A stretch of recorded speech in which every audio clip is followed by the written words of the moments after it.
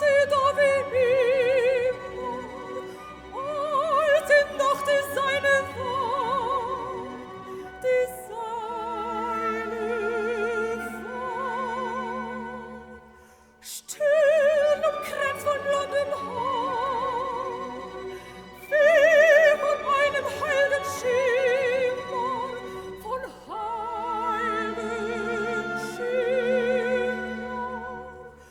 Nur im blaues Augen zuckte, ganz als wenn sein Schreck der See, und im Lasse letzt klagte, stumm von einem großen Weh.